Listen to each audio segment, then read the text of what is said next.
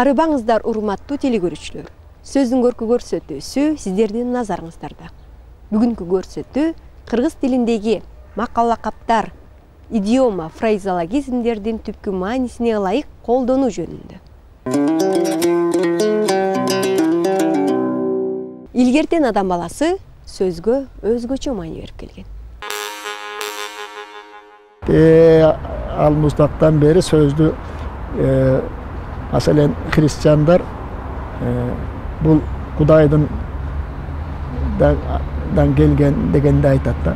Müslümanlarda dağı, Kur'an'da dağı söz degen ıyık bu atayın Allah Taala peygamberine jiberilgen dep aytılata. Mana bundan uşunday maani alganda sözgө özgöçө maani berүү керектиги жөнүндөгү маселеде.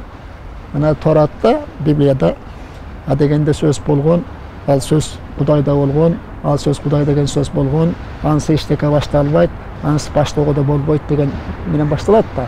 Куранда дагы жанагы Имран сүрөсүндө, бул жанагы Мариямдын атасы жөнүндө Имран сүрөсүндө да, Калам сүрөсүндө, эки сүрөдө ошо китепти эмеден жиберилгенин пайгамбарга Кудай Алла Таала жибергенин айтат да, ыйык сөз деп.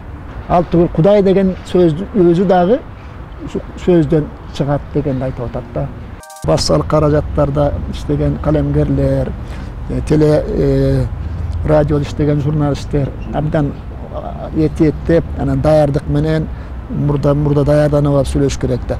Анан жөн эле сөздү мындай эле импровизация кылып, төкмакындай кылып айтам деген өзү кичине осолураак болуп калат да.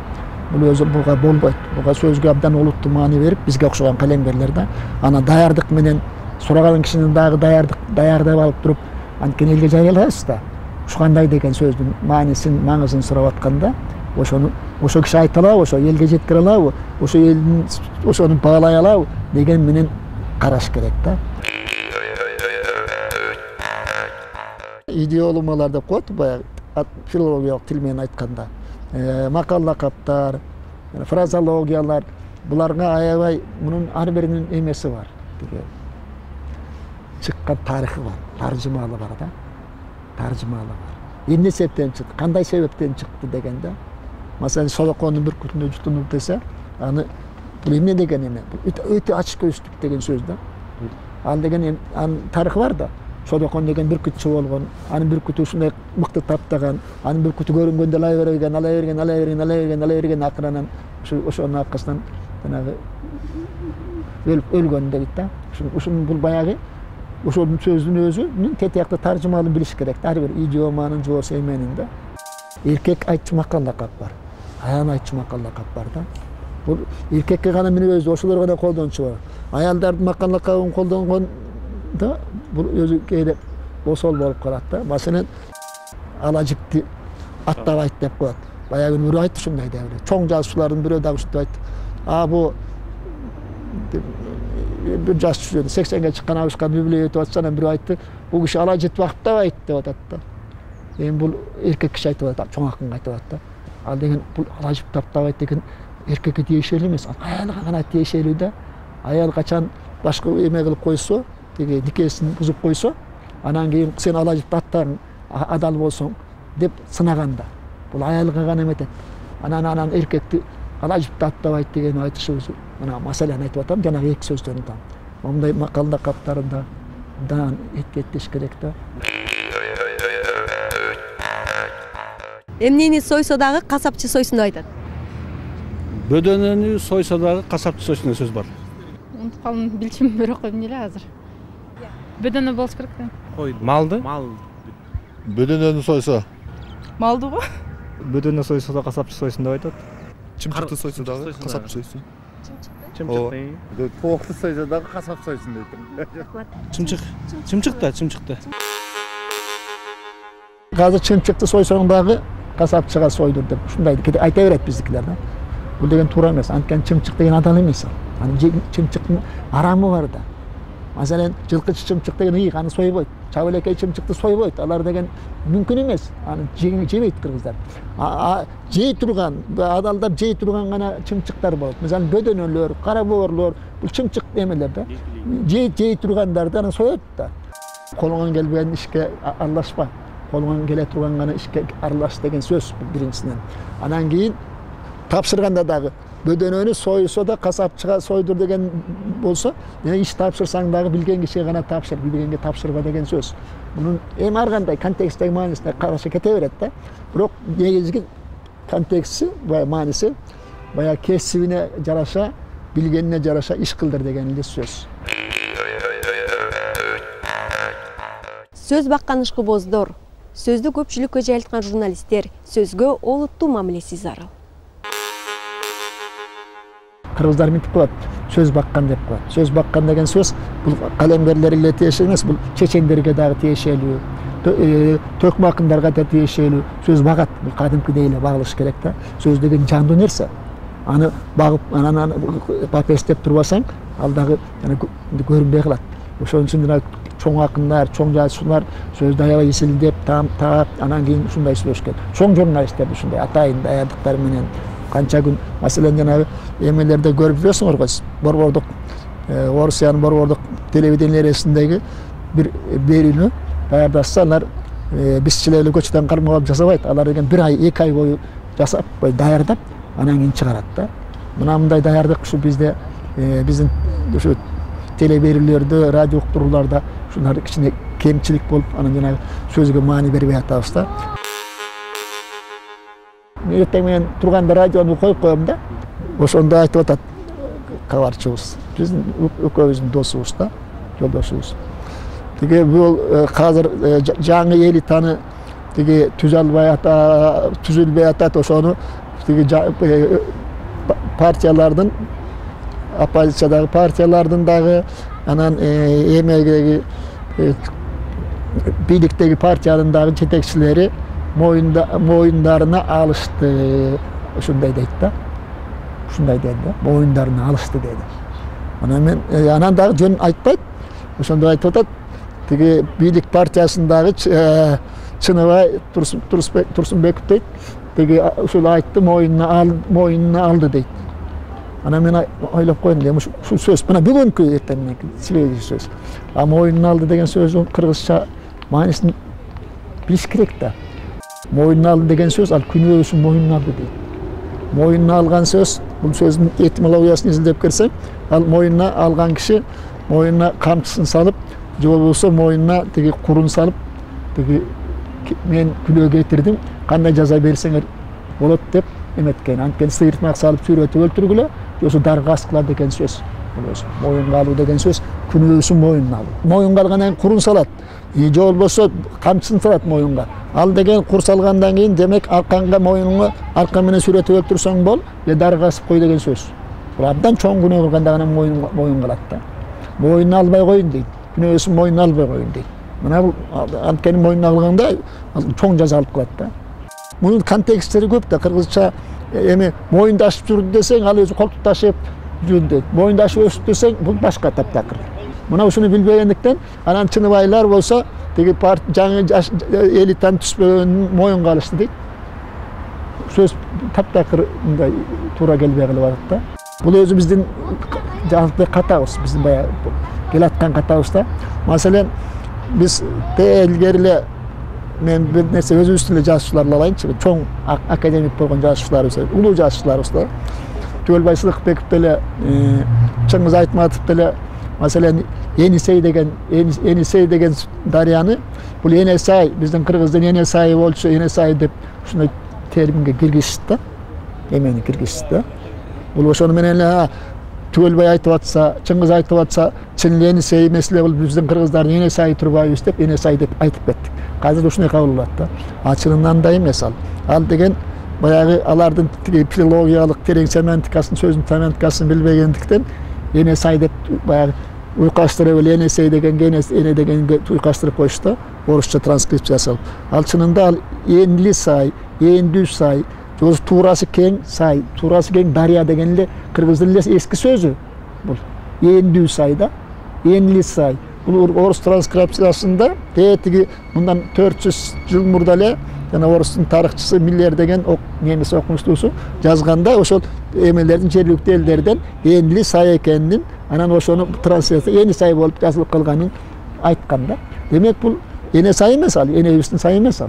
Al bizin ata jurtubuz, ata mekenibizde. Al ene meken degen emes da. Ушуну ойлоп көрүлөчү. Демек ал жер эндүү сай, кең сай, чоң дарыя. Кыргызда бар, айылдын чети терең сай, ташыган дайра күрүлдөк дейт. Терең сай өзөн. Сай деген сөз өзөн деген. Ташыган дайра күрүлдөк болуп атпайбы? Дарыя күрүлдөк акат да чоң болгондо. Сөздөрүбүз колдонуудан чыкса, анын маани маңызы дагы жашоодо жоголуп бараткандай. Көп сөздөр өзү мындай жок болуп колдонуудан чыккандан кийин мен бир таң калган нерсем ушул болду. Ошол өзүнүн мамилесин кошо алып кетет экен. Жашоодогу мамилесин, жашоодогу мындай бир урунуп жүргөн таасирин кошо жок кылып кетет экен. Мен бир эле экеле мисал айтайын. Мына зат деген сөз бар эле да. Кийинки убакыт зат деген сөз мындан бир 25-30 жыл мурда эми биз баягы 50-ге чыгып калдык, бир 40 жыл мурда көп колдонулчу да. Андан мурда андан да көп колдонулса керек. Бирдеме болсо биздин ата-энелерибиз зат кылбайсыңбы? Сенин затың барбы? Деп коёр эле. Бул көрсө баягы мындай адамдын мамилесин, мындай сыйчылдыкты, тартымын, мындай өзүңдү мындай маданияттуу карманын кылчу экен да, көрсө бул сөзчү. Аны азыр зат деген сөздү урунбай калдык, ошонусун кошо алып кетти аңчы. Баягы мисалы ибагыл. Мисалы ибагыл ибасы жок бала экен деп койчу да. Кийин ибасы жок бала экен деп айтат деп жалтанып, мындай улуулардын астында кичүүдөй болуп, кичилердин астында улуудай болуп, турмуштагы мамилең менен жүрчүсүң да. Бул иба да жоголду, ошо менен өзүнүн турмуштагы таасирин да жоготуп, биз азыр мисалы Европанын адамдарындай болуп, адыраңдап, шадыраңдап, улуу дебей, кичинекей мындай бир башка жолго өтүп баратабыз. Көрдүңбү? Мен ушул экеле сөздү айттым. Андай сөздөрүбүз көп да. Мына көрсө бул сөздөр жөн эле өзү өлбөйт экен. Тил өзү эле өлүп калбайт экен. Ал өзү менен кошо ошол турмушта колдонуп жүргөн, жашоодо колдонуп жүргөн таасирин, мамилесин, кыймыл аракетин, өзүнүн адамдарга берген маданий, руханий күчүн барын кошо алып кетип калат экен. Тилдин ушу табияты ушундай турбайбы? Улам мезгилге жараша байып, кээ бир сөздөр жанагындай өзүң айткандай болуп унутулуп калат экен, керектелбей калып чыгып пайдалануудан чыгып калып отурат экен. Кээ бир жаңы сөздөр кирип отурат экен. Мына ошондой сөздөрдөн болсо азыркы учурда ушундай пайдаланып жүргөн дагы бир сөздөрдө обада дегенди угуп жүрөм да. Обада деп коет бирдеме болсо. Оба деген эми макул, туура деген да сөз деген эле мындай мааниде да, ошол да, ошондой да, же болбосо ооба ошондой деген эле сөздөр да. Анан ооба да деп бул жаңыча пайдаланып жүрөт. Мунун анча деле оройлугу, осолдугу жок. Бирок мындай ушундай жаңы сөздөр да, жаңы кирген сөздөрдөн да ушул экини азыр көп баарыбыз пайдаланып жүрөбүз да. Менин оюмча ушундай ооба да деп коет. Эки сөзүн бири эле тастыкталып калды. Тастыктап эле жатышат. Бул сөздү мурун кыргыздар пайдаланганын дегели уккан дагы эмесмин, билчү дагы эмесмин. Анан кийин жүрүүлөнөн кийин тастыктады дегенде эле мындай уксаң эле дароо эле баягы казактын сөзү экенин билип турат го өзү. Сызы кошулган тастык дегенде. Бирок мындай мааниси боюнча туура эле келип атат мындайчы. Боордош эле казактардан келгени көрүнүп билинип эле турат. Бирок ошондой болсо дагы бизде толгонто кояандай сөздөр бар болсо ошо мааниси жагынан баары бир эле нерсени түшүндүрүп турган өзүбүздүн сөздөрүбүз жетиштүү болуп турса эле анан кийин эмне үчүн эле башка сөздөргө жабышып калабыз.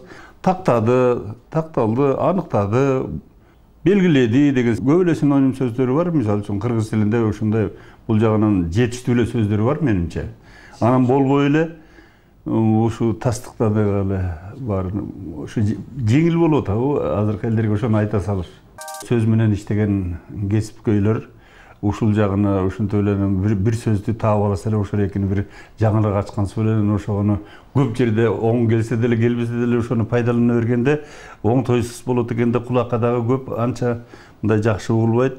Аскар Акаевичтин ушу кандай бир өзүнчө бир төл сөзү деп коебузбу, ушундай сөзлөргө мен ойлойм деп анан ошо киши сүйлөп жүргөндөн кийин баягы анын кол алдында жүргөн а дегенде ошо кызматчылардын баарынан ошо кишини туурашып эле мен ойлойм деп а киши баягы орусча дагы эркин сүйлөп анан орусча окуп орусча шаарларда орус Россияда жүрүп окуп анан ошондой болуп анан я думаю дегенди түптүз эле которуп алып мен ойлойм деп алып туруп анан кийин калган ой эмнени ойлонун ошонун баарын айта бергени мунун баары кандайдыр бир ол 90 сүйлөм болуп калат да. Мен ойлойм деп туруп анан айтат. А муну жөн эле кыргызча бизде айтат да. Менимче мындай болуш керек. Мен оюм боюнча момундай. Же болбосо мына ушундай деп кайсы эмнени ойлоп атса ошол экини ойлоп туруп, деп ойлойм деп аягында кошсо ошол эле ыңгайлуу да мындай. Орусча ол 90 которуп салып эле анан кийин ушу биздин тилге алып келип күчтөп эле киргизип салганы көрүнүп тургандай. Ушул жерде ушундай окуя жүз берди дейт. Жүз берди деген эмнеси деп мен башында түшүнбөй жүргөм. Кийинчерээк жүрүп көрсө ушундай мааниде колдонуп жүрүптүр. Бул сөздү кайдан таап алышып, кайдан пайдаланганын мен билбейм. Мындайды деги эле мурун уккан эмесмин. Бул болду деген эле сөз да кыргызда эми. Эгерде бизде мурун так даана берилбей, даана айтылбай жүргөн сөздөрдү тактап, ошону дал эле ошондой кылып кирген, ошонун ордуна колдонулган сөздөр болсо, албетте ал бизге жакшы каражат болот тилибизге. Кыргыз тилинде кыргыз эл айтат эмеспи, өнөр алды кызыл тил деп эң биринчи сөзгө маани берген да элибиз. Сөз өнөрдүн эң эле алдыңкысы, эң эле күчтүүсү, эң эле мыктысы адамдагы өнөрдүн да. Өнөрдүн, чыгармачылыктын ошон үчүн жанагындай манастарыбыз жаралып, ошондой башка элде жок, башка тилде жок манасты ошо кыргыз эли ошон үчүн жараткан деп ойлойм. Сөздүн маани баркына жетип, ошончо аздиктей билип, баалай билип, ошо сөз өнөрүн аябай өнүктүрүп өстүргөн үчүн ушундай эпостор жаралган. Төкмө акындарыбыз дагы бар. Башка элдерге караганда ушундай эч башка элдердин түшүнө кирбей тургандай ушундай чыгармачылык өнөр бар. Эми төкмөлүктүн өзүн эле ойлоп көрсөң кандай, турган жерден эле сөздү ушу ыр менен ушинтип айтып түшүндүрүп, ар бир нерсени болгондо да кооздоп, шөкөттөп, аны адамга ушундай курч мааниде жаркыратып, жакшынакай кылып келиштирип туруп айтып берген акындардын ушундай өнөрүнө таң калам да. Мен ушун таң калбай кое албайсың.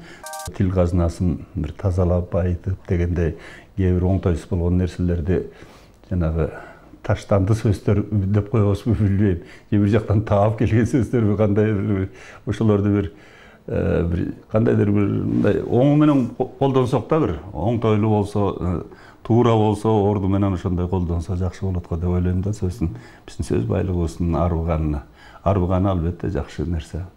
Эң эле биринчи ушу басма сөз аркылуу баардык нерсе тарайт, кандай жаңылык болсо дагы, кандай жетишкендик болсо дагы. Ал эми тил болсо ошолорду жеткирүүнүн каражаты болуп аткандан кийин эң биринчи эле ушундай ошо басма сөз кызматы мына ушундай жаңы табылгаларды таап чыгып атса керек. Сөздүн кунун кетирбейли, сөздүн кутун качырбайлы, сөздүн баркын билип сүйлөсө экен деп айткандарды көп угабыз.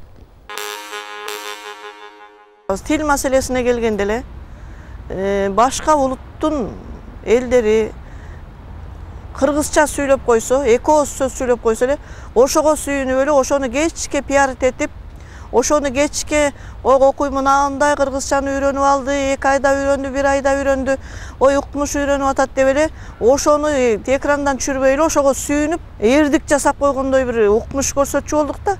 Сөздү кырааты менен сүйлөгөн, сөздү таба билген, сөздү орду менен пайдалана билген адамдарды даңазасын даңгыла албай атабыз. Ошондой адамдарды издебей атабыз. Сөздүн куту бул болсо ар бир сүйлөнгөн сөздүн артында жаткан маанисин жалпы кыргыз элинин түшүнө билгендигинде. Мисалы мына жогоруда көп сөздөрдү айттык, ошонун терең маанисин кыргыздын түшүнө билгендигинде. Мисалы мына зат, ыйба дегендерди айтып бербедимби? Мына ушуну кыргыздар мурда түшүнгөнүбүздөн, ушул сөздү түшүнгөнүбүздөн зат кылчубуз дайыма. ызаты жок деп айтат. Кокой, бул жериңде жүрөгүңдө дайыма турчу да. Азыр муну жазага койсом, тиги киши ызаты жок экен дейт. Бул ызатты билбеген неме экен деп айтат. Деп дайыма жүрөгүңдө коркуп. Дайыма сөздөн именесиң да. Имени болчу. Иба кылбай койсоң, ибасы жок неме экен, бул маданияты жок. Мындайча айтканда, маданиятты түшүнбөгөн неме экен деп айтат деп, дайыма жүрөгүңдө иба турчу. Иба деген сөздүн касиети куту турчу. Кыргызстанда сөздү кырааты менен сүйлөгөн, сөздү уурду менен сүйлөгөн, ойду, сөздү өзүнүн көкүрөгүнө уюта билген, кайсы мезгилде эмнени сүйлөгөндү билген элдерибиз, адамдарыбыз толтура. Мына ошолор жөнүндө биз издеп, сөз сүйлөгөн адамды издеп, сөз сүйлөгөн адам менен сүйлөшүп, сөз сүйлөгөн адамдын сөзүн укканды унутуп эле, ушул жөн эле чаламагол сүйлөгөн эле, чалабыла сүйлөп, кыргызча сүйлөп атат да, болуптур деп акцент менен сүйлөсө деле, анан эптеп бир 5-6 сөздү үйрөнүп алса деле, ушул үйрөнүп алыптыр деп эле, ошого ыраазы болуп эле, бүжүрөп эле, бир жери көз болуп эле, бир башкача эл болуп баратканыбызда мен ушунчалык кийинки кезде кыжаалат болуп, ушу же башка жака да кетип кала албайсың, же мындай бир өзүнүн деңгээлине жеткен ишти да кыла албайсың, ага сага мүмкүнчүлүк да бербейт. Ушинтип мындай бир булугуп жүргөн кез болуп атат да, ушундай. Мен билбейм эмне, мунун аягы каяка барат, эмне болот. Бул сөз сүйлөп бир сөз угуп, ушул туура айтып аткан экен деп уккан адам жок болсо, каяка сүйлөйсүң, эмнени айтасың? Ушундай бир кызыктай бир жашоодо жашап атабыз да ушу. Сөздүн куну кетти деп коет. Куну кетти деген сөзү баасы кетти деген сөз да, мына мисалы үчүн баасы кетип калды, куну кетти. Эми бул эмеден эмес. Теги бул жалпы эменин эмеси да, бул теги цивилизациянын анан кийин жаңы эменин технологиянын бул эмеси, бул теги шарапаты эмес, себебинен да. Маселен, бул кааласаң да, каалабасаң дагы баягы биз көркөм китепти аз окуйсуң дагы телевидение менен интернетти карап аргас болосуң да. Анткени убакыт дегенди пайдаланышың керек. Бир китепти окуш үчүн, маселен, бир романды окуш үчүн 2-3 күн, 4-5 күн кетчү да, маселен да. Мен жеке мен өзүм айтып атам да. Интернеттен казыр мен 15 мүнөттүн ичинде эменин Чыңгыздын тоолор кулагандасын бир саматта карап, эмнеке жөнүндө экенин окуп алам да. Окубай эле коем да. Интернеттен алып, ачом, эмне жөнүндө бул роман, качан жазылган, канча жазылган, эмне экенин мен 15 мүнөттүн ичинде бүт маалыматты алып алам интернеттен. Аны окубай, 1-2 күн коотпой эме кылбай да. Мына мунун өзү, жанагындай замандын өзү, эменин өзү ушундай кишилерди эме кылып баратат да. Буга эме кылбаш керек. Эми бирок бул сөз деген каалайсыңбы, каалабайсыңбы, бул байланыштын теги каражаты да.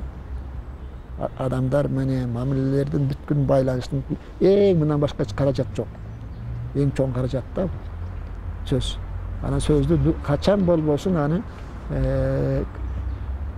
көрктүүлүгүн, анын теги экспрессивдүүлүгүн, мана эмесин эмет жоготууга болбойт да. Жаңгыз эле канцеляриялык сөз менен же болбосо керек, тийиш, зарыл деген сөздөр менен отурсаң, бул деген сени угуучуларыңы дагы көрүүчүлөрүңдү тажатып аласың да. Улуу тилибиздин өзгөчөлүктөрү, касиеттери жөнүндө учкай сөз. Кыргыздын бир тилинин бир артыкчылыгы, кыргыз тилинин. Мындай башка тилдерде эле ар бир тил жакшы тилдечи, башка тилде эле. Бирок кыргыз тилинин башкача артыкчылыгы эмеси, бул көчмөн турмуштун эмеси да. Бул аябай чысылган тил да. Чысылган тил. Анан бул узак эми улуу тил да. Улуу тил дегенибиз узак өмүр сүргөн тил да. Узак өмүр сүргөн тил айлык жешилет, чысылат да.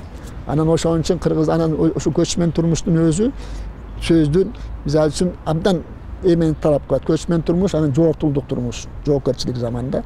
Экөөнүн айрым жол көчмөн туруш менен жоокерлик заманда ошол сөздүн өзүн талап кылат да. Мисалы үчүн кыскалыгын анан бат жете турганда, мисалы үчүн ур жана ура дегенден ура ур дегенде ура чыгып атпайбы? Бул уралар бизден кыргыз сөзүнөн да. Анан жана кийин тиги татарлардан ооп, орустарга ура болуп калган ошол. Ур дегенде ур, ал, чап, сок. Бул деген кыска, 1 муун, 2 муундан ашпайт да. Анткени тилдин өзү, ат үстүндө жүргөн эменин өзү ошону талап кылат.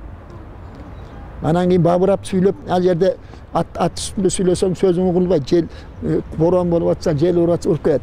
Кыргыздар сөздү каякта айткан? Сөздү жайма жай дасторкондун четинде. Söz деген дасторкондун четинде айтылат да. Жана жылуу сөз, улуу сөз, анан узак сөз бул дасторкондун четинде гана айтылат. Калемгерлерге, жолсу студенттерге барып жолугушуулар учурунда мен айтып калам да, филолог эмелерге. Биринчи сөздүн 4 эмесин билиш керек да. Биринчи сөздүн добушу болот. Добушу да үнү болот. Сөздүн үнү болот. Касиеттеринен жана сөздүн касиеттеринен да ошо касиеттин биринчи үнүн добушун ажыратып билиш керек. Маселен, жана чап дегенде шыңгыра десе, шыңгыра мына шыңгыраган айтып атам да. Шыңгыра дегенде үнү чыгып турат. Шыңгыра деп мына ойлоп койсоң, кадыр шыңгырап атпайбы? Эмес чөтөк телефон. Шыңгыра дегенде үнү угулуп туруп атат да. Көрдүңүз, сөздүн үнү. Сөздүн мен ошондо тиги өңү болот. Жүзү. Биринчи үнү дедиңиз? Үнү добушу болот. Да? Анан экинчиси тиги эмеси болот. Өңү түсү болот да. Түсү. Апакай десең, апакай болуп турат. Капкара десең, капкара болуп турат. Жап-жашыл десең, жап-жашыл болуп турат да. Көрдүңбү? Өң көрүнүп турат. Сөздүн өзүндө өң болот. Мына өңдү ажыратыш керек. Жана филологдор, жаз калемгерлер ушуну ажыратып билиш керек да. Анан кийин сөздүн жыты болот да. Вот это мындагы бар. Маселен, сасык десең, кадимкидей сасыйт да. Буруксуйт десең, кадимдей буруксуп оозуңа эмеңе мурдуңа жакшынакай жыт келет да. Тиги жыпар десең, жыпар деген сөз, жыпар деген сөз, жыпар десең татынакай атырдын жыты келет да. Маселен да. Мына бул жыты болот да, мындай кызык. Анан даамы болот сөздүн. Кадимкидей эле даамдары болот. Анан ачуу, таттуу, керимсел деген мындай даамдары бар да. Сөздүн даамы болот. Ошол даамдардын баарын ажыратып мындай абдан бул тонкий нерсе да, абдан мындай орусча айтып ийдим го. Аябай мындай назик нерсе да, муну мындай билиш керек да, муну үйрөнүш керек, муну кабыл алыш керек да, буга сезимтал болуш керек да. Анан ошону сен ошону ажыратып билиш керек. Бул жанагы сөз баккан деген сөз ушундан да. Сөздү ажырата бил, сөздү эме кыл деген ошондон да. Мен айтып аткан себебим жанагы ар бир нерсе, жанагы дабышына, үнүнө, даамына, тиги өңүнө карап туруп сөздү колдоно билүү өтө эме да. Аны өзү ажыратылып турат өзү мындай карап. Мисалы үчүн мен жөн эле мындай 4 мезгилде алайын да. Мына жаз десең, жаз мындай жаз жаңыдан жазылып келатат, жаз мындай бир кетип атат, кар жазылып келатат да жаз. Жай десең, ошо бир жайдары болуп турат. Күз десең, бая салкын күз болуп турат. Кыш десең, ызгар келип турат. Сөздүн өзүндө эле. Анын ар жагын айтпай эле кой да. Мына ушу сөздүн өзүндө эле, мына жана мезгилдин өзүн көрсөтүп турат да жана. Сөздүн өзүн эле карачы, өзүн эле мына жаз, ушу мен айткан жаз, жай, кыш, күз деген сөздүн өзү эле, өзүн эле эмес болот. 70тен ашкан карыя калемгермин да. Ana ошон үчүн айтып атам мен жаштарга. Бул эгени абдан эми татаал да, муну дароо эле мындай өздөштүрүп иш деле бая кыйын, бирок акырын мындай сезип турса, бул өзү келет. Анан ошондо маселен эмелерди фразологияларды, идиомаларды бул сен дароо эле мээңе дароо эле чөй бербейт ал. Аны деген окушуң керек, көрүшүң керек, карашың керек, анан билишиң керек, анан ошондой сөздөрдү алышың керек.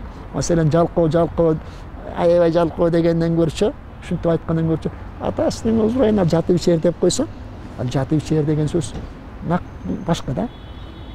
Masalan ошо ичер деген эле мисалы кан ичер деп койсоң мукач башка мындай да ошо анын эми кеткен мукач дегендин ордуна кан ичер деп койсоң бул өзү көркөм жана бул кыргыздын сөздөрүнүн бир эмеси бул жанагы бул адабий тил менен айтканда экспрессивдүү да көркөм кыргыздар мурда жаңы интеллигенция келген убакта кыргыздар могу көркөм адабият дечү эмес муну кооз адабият деп айтышкан биринчи 30-njy жылдарга чейинки адабиятты мисалы үчүн көркөм адабият деп мисалы үчүн ырларды прозаларды эмелер муну кооз адабият деп айтышчу анткени кооз да саман эле кооз да кооз сүйлөш керек кооз көрүш керек кооз жашаш керек кооз нерсе да анткени бул бийик ыйык нерсе деп билишкен да мына ошон үчүн кооз адабият дешкен. Сөз багып, эптүү колдонуп, кооз сүйлөп сөзүбүздүн көркү артсын.